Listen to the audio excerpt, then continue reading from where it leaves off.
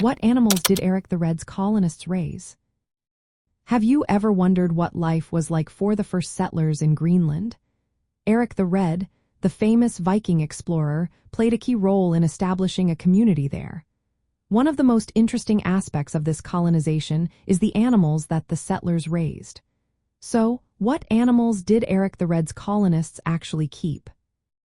The Norse settlers brought a variety of domestic animals to Greenland. They raised cattle, sheep, goats, pigs, horses, dogs, and cats. Each of these animals served important purposes in their daily lives. Cattle were a significant source of food and resources. They provided milk, which could be turned into cheese and butter, and their meat was a vital part of the settlers' diet. Sheep were also crucial, offering wool for clothing and meat for meals. Goats contributed in similar ways, providing milk and meat while being easier to manage in rugged terrain. Pigs were another important livestock choice.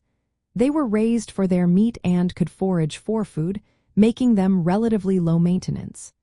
The settlers relied on these animals to create a semi-self-sufficient lifestyle, balancing farming with animal husbandry. Horses were essential for transportation and work. They helped the settlers move goods across the challenging landscape and were used in farming activities. This made life a bit easier for the Norse as they adapted to their new environment.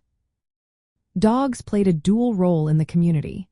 They were not only companions but also assisted in hunting and guarding the settlement. Cats were brought along to control pests, particularly rodents that could threaten food supplies.